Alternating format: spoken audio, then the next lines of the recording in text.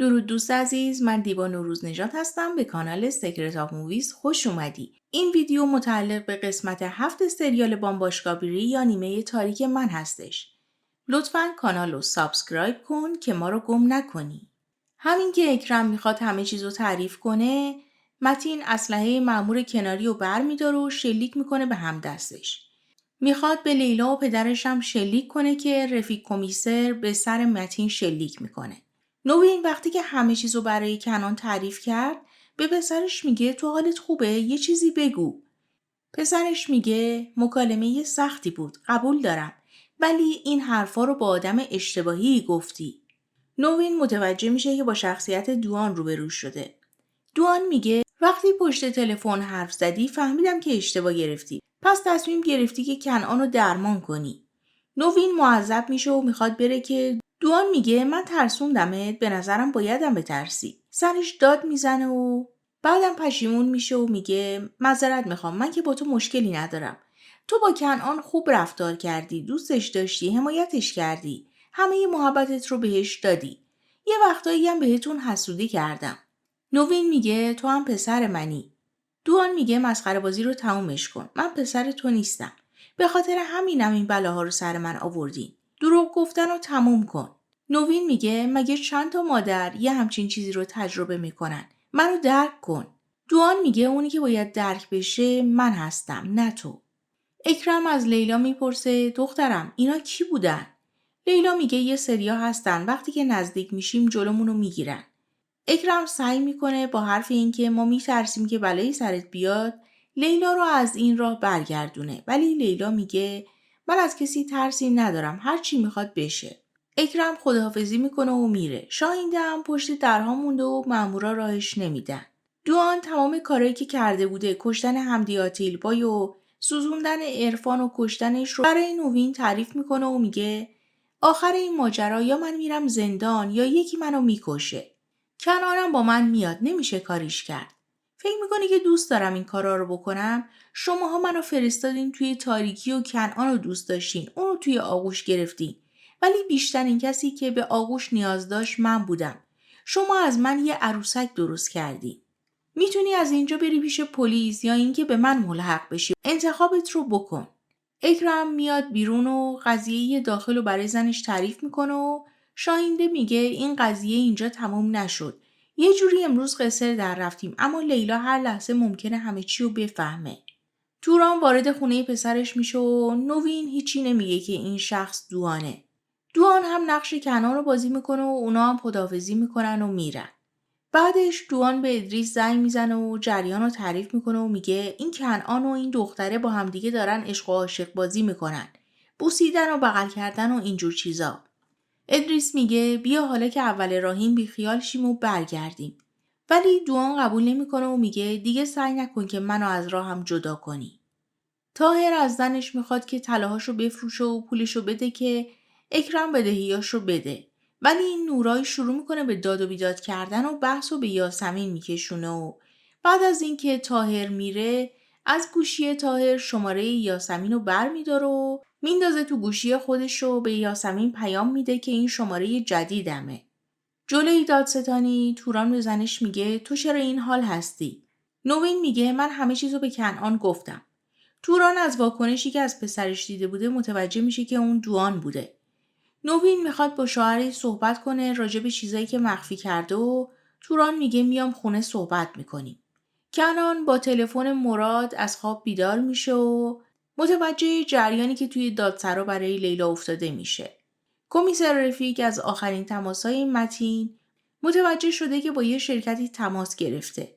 لیلا بهش میگه یکی از مسئولین شرکت رو احضار کنین که باهاش حرف بزنیم. کنان به لیلا زنگ میزنه و میخواد بیاد پیشش که همون لحظه توران میاد تو دفتر لیلا و میگه با کدوم کنان داری حرف میزنی؟ لیلا میگه یه کنان دیگه است و قطع میکنه. بعدم جریان اون روز رو برای توران تعریف میکنه. شاهینده به شوهرش میگه ما باید این قاتل رو گیر بیاریم و بکشیمش. مگه نمیگی که تعقیبت میکنن؟ شاید دیگه فرصت دیگه ای نداشته باشی. در ضمن زمانی که نبودی من به طاهر گفتم که قرض بالا آوردی. قرار میشه که به لیلا هم همینو بگن. طاهر میره با پدرش صحبت کنه که یه جوری بتونه قرضای پدرش رو درست کنه. کنان به مراد زنگ میزنه و از احوالات عشق و عاشقیش با لیلا گله میکنه و میگه اون نمیخواد منو ببینه. نوکت میاد به مراد میگه بزن رو آیفون، میخوام یه چیزی به کنعان بگم. کنعان داره رتبمون میاد پایین. کنعان میگه من نمیتونم کاری انجام بدم و قطع میکنه. وقتی توران میاد خونه میبینه که زنش نشسته گریه کرده و با هم دیگه از نگرانیاشون راجع به زندان رفتن پسرشون صحبت میکنن. توران میگه من پسری به اسم دوان ندارم. اون یه قاتله. حتی پسری به اسم کنعانم ندارم. ما اونو به فرزندی گرفتیم. نوین یه چک میزنه تو گوش شوهرش و بعدم پشیمون میشه و شروع میکنه به عذرخواهی کردن. توران به خودش میاد و میگه من بعد حرفی زدم. من ازت عذر میخوام. ادریس دوباره به توران زنگ میزنه و بابت شماره پلاک ماشین تحت فشارش میذاره. توران شروع میکنه به داد و بیداد کردن و گوشی رو قطع میکنه. لیلا میرسه خونه که لباسش رو عوض کنه و بره پیش پدرش که کنعان میاد از پشت شیشه و میخواد صحبت کنه. بعدم روی خواستش پافشاری میکنه و میگه اصلا بیا فرار کنیم و بریم یه جایی دور که نه من مشهور باشم نه تو دادستان باشی. لیلا قبول نمیکنه و کنعان میگه چرا تو دوتا شخصیت داری؟ یکیش همینه که سرد رفتار میکنه، یکیش هم همونه که شجاع و جسارت داره. لیلا میگه میدونی ناراحتیم از چیه؟ از اینه که دیگه نمیتونم یه نفر دیگر رو مثل تو پیدا کنم که اینطوری نگام کنه. ولی چیکار کنم؟ این منم. ادریس زنگ میزنه و میگه برای تعمیر ماشینتون تماس گرفتم. کنعان به خاطر اینکه توی احساسات گیر کرده بوده به شخصیت دوان بر نمیگرده و میگه ماشین من که توی تعمیرگاه نیست. نجاتی میاد دم در خونه اکرم. لیلا هم توی مسیری که داره میره همه چیزو برای یاسمین تعریف میکنه و یاسمین میگه بیا شب و با هم دیگه بریم یه جایی و خوش بگذرونیم. از این افکار بیای بیرون. اکرم نجاتی رو میکشه توی حیاط که صداشونو کسی نشنوه. یاسمین به مراد زنگ میزنه و میگه میخوام راجع به یه مسئله صحبت کنم باهات. کمک لازم دارم. لطفاً بیا خونه من. اکرم به نجاتی میگه من راه حل پیدا کردم. این یارو رو میکشم. چون که دارن تعقیبم میکنن. خودم رو تهمه میکنم ولی شماها هم باید کمکم کنی. بعدم به خاطر اینکه لیلا نبینتش سری میفرستتش که بره و وقتی لیلا میاد و میپرسه که اون مرد کی بود، اکرم میگه یکی از دوستان بود. دستم تنگ بوده بدهکار بودم راجع به اون حرف زدیم. مراد میاد خونه یاسمین و یه بطری شراب خریده که با هم شراب بخورن. ولی یاسمین میخواد راجع به کنعان و لیلا صحبت کنه. نورای دوباره از طرف طاهر پیام میده به یاسمین که میخوام ببینم تو لازمه. لیلا از پدرش میپرسه خب راجع به چی میخواستی با هم صحبت کنی؟ اکرم شروع میکنه به گریه کردن و میگه من بدهکارم و میخواستم اینو برات تعریف کنم. لیلا نگران میشه و میخواد کمک کنه و پدرش رو بغل میکنه و اکرم میگه من ازت کمک مالی نمیخوام. فقط میخواستم باهات درد دل کنم. مراد و یاسمین دارن فکر میکنن که چیکار کنن که کنعان و لیلا رو با هم دیگه روبرو کنن. مراد میگه ببریمشون به یه رستورانی. مثلا یه دفعه همدیگه رو اونجا میبینیم. بعدم هی سعی میکنه که به بحثای انحرافی بکشونه. لیلا برادرش رو میکشه بیرون که ببینه برای پدرش باید چیکار کنن و وقتی که شک میکنه که طاهر میخواد بره پول نزول بگیره بهش میگه مبادا که یه همچین کاری بکنی. طاهر میگه به تو ربطی نداره که من میخوام چیکار کنم. تو کارم دخالت نکن. اکرم از این ناراحته که چرا به دخترش دروغ گفته و شاهینده میگه ما مجبور بودیم. دیگه داره حوصله‌ام سر میره از این احساساتی شدنت. دارن با طاهر تهدیدمون میکنن. ولی لیلا دولت پشتشه، پلیس هست. پسرمون تنهاست و باید کمکش کنیم. لیلا به یاسمین زنگ میزنه و باهاش درد دل میکنه و یاسمین هم سعی داره قضیه رستوران رفتن و اوکی کنه و مرادم از اون ور داره با کنعان صحبت میکنه. شب یاسمین و لیلا رفتن رستوران و مرادم کنعان رو میبره و اونجا لیلا و کنعان متوجه میشن که دوستاشون از قصد این کارو کردن و ناراحت میشن. طاهر میره پیش داداش اسمت و اونم براش یه چک 1,000,000 مینویسه و به جاش ازش سفته میگیره. بعدم گوکان رو تنها با خودش میبره و عکس کنعان رو بهش نشون میده و میگه کار این یارو رو به تو میسپارم. زمانش که رسید با طاهر این کار رو انجام بدین. از خودتون ردی به جا نذارین. اگر مشکلی هم پیش اومد بکشش و جرم و بنداز گردن طاهر. بعد از رفتن گوکان داداش اسمت زنگ میزنه به نجاتی و کارا رو گزارش میده. نوین نشسته عکسای بچگی کنعان رو نگاه میکنه و با شوهرش راجع به قضیه کنعان صحبت میکنن. لیلا از رستوران میره بیرون و مراد و یاسمین هم کنعان رو میفرستن دنبالش. اونا هم یکم با هم بیرون گپ میزنن و قدم میزنن و بعدم یه تاکسی میگیرن و برمیگردن خونه. لیلا به کنعان میگه من یه تصمیم میگرفتم. میخوام از اینجا نقل مکان کنم. چون که اینطوری نمیتونیم همدیگر رو فراموش کنیم. کنعان میگه یعنی بعد از امشب ما 2 غریبه میشیم؟ لیلا با ناراحتی میگه آره 2 غریبه میشیم. میره بالا و شروع میکنه به جمع کردن لباساش. اگر تا اینجا ویدیو رو دوست داشتی لایکو بزن که ادامه بدیم. یاسمین و مراد بعد از رفتن دوستاشون یکم با هم گپ میزنن و مرادم همش میخواد گریز بزنه به بحثای انحرافی. یاسمین تاکسی میگیره و برمیگرده و میبینه که لیلا دم در خونش نشسته و میگه میخوام یه مدت اینجا پیشت بمونم. صبح نوین زنگ میزنه به دکتر سهیل و میگه کنان داره میره مسافرت و نمیاد پیشتون. کنان میاد خونه مادرش و میخواد راجع به اون دختری که براش صحبت کرده بوده حرف بزنه. توران زنگ میزنه به ادریس و میخواد باهاش قرار بذاره. نورا توی جیب شوهرش چکو پیدا میکنه و میاد ازش سوال جواب میکنه که این چیه از یاسمین گرفتی؟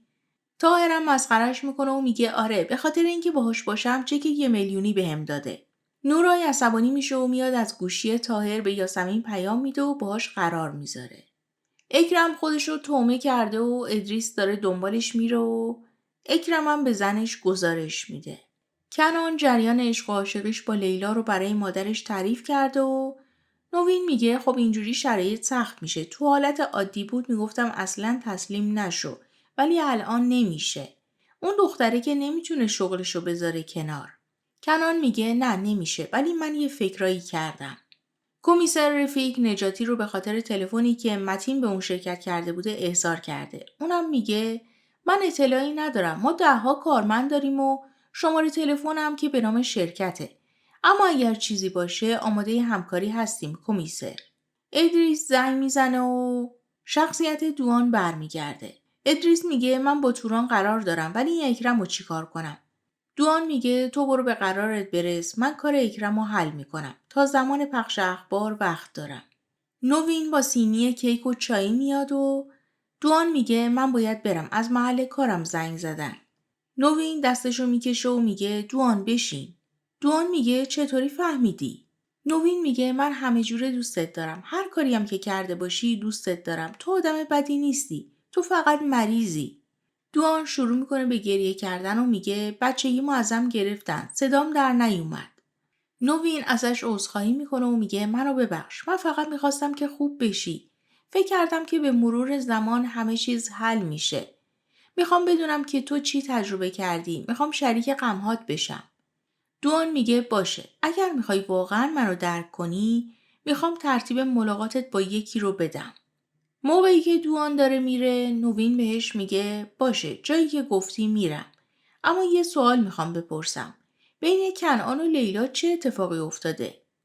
دوان میگه اینا دیوونه و عاشق همدیگه شدن. نوین میپرسه تو چه حسی داری؟ دوان میگه نمیدونم به نظرم دختره خوشگله آدم متفاوتیه. کسیه که میتونه یه چیزایی رو عوض کنه. بگذاریم به من ربطی نداره. نجاتی به اکرم زنگ میزنه و جریان اینکه توی دادستانی خواستنش رو تعریف میکنه و اکرم بهش میگه پس لیلا دستش به تو هم رسیده. یه نفر افتاده دنبال من دارم میارمش سمت شما. دوان زنگ میزنه به ادریس و میگه من جلوی خونه اکرم هستم. خودم تعقیبش میکنم. یاسمین رفته توی کافه نشسته که با طاهر ملاقات کنه و زنگ میزنه و جریان رو برای لیلا تعریف میکنه. لیلا هم با کارش موافق نیست ولی میگه هر کاری که دوست داری بکن. یاسمین پشیمون میشه و میخواد بره که جلوی در با نورای مواجه میشه. نورای شروع میکنه به داد و هوار کردن و میخواد آبروی یاسمین رو ببره و میگه من نیومدم که دعوا کنم اما اگر بازم با طاهر دیدار کنی میام توی راهروی دادگستری و بدتر از این رو به سرت میارم. اکرم میاد خونه و اسلحه‌اش رو بر میداره و شاهینده بهش میگه اکرم این کار رو تموم کن. همدیگر رو بغل میکنن و اکرم میره. دوان هم میفته به دنبالش. لیلا خانواده متین رو احضار کرده به دادستانی. نجاتی زنگ میزنه به پسر متین و باهاش صحبت میکنه و اونم به لیلا میگه یکی از هم‌محلیامون بود، زنگ زده بود تسلیت بگه. بعد از رفتنشون لیلا به رفیق میگه اینا یه چیزیشون هست. تلفنشون رو شنود کن ببینیم چیزی گیر میاریم یا نه. دوران میره به محل ادریس و شروع میکنه دعوا کردن و بهش میگه باید از زندگی پسرم بری بیرون. با هم دیگه درگیر میشن و همون موقع هم نوین سر میرسه. ادریس میخواد اسلحه توران رو برداره که توران خودشو میندازه رو ادریس و گلوله شلیک میشه. اکرم دوان رو میکشونه به سوله نجاتی. دوان پلاکای ماشینشو میکنه و لباسشو عوض میکنه و چاقوشو در میاره و یکی از آدمای اونا رو زخمی میکنه. آدمای دیگرشون میافتن که بگیرنش و شروع میکنه به فرار کردن از دستشون. توران از روی ادریس بلند میشه و نوین متوجه میشه که ادریس گلوله خورده. دوان فرار میکنه و آدمای نجاتی هم با تأخیر خیلی زیاد به دنبالش میافتن. نورای وقتی میاد خونه طاهر بهش میگه تو کی هستی که با تلفن من به اون دختر زنگ میزنی؟ نورای میگه نمیتونی اسمشو بگی، اسمشو بگو. طاهر داد میزنه که اسمش یاسمینه. نورای میگه تو از قرار قایمکیتون ناراحت نمیشی، از بلاک شدنت ناراحتی؟ میخوای بیارش خونه باباتو برین توی اتاق بخوابین.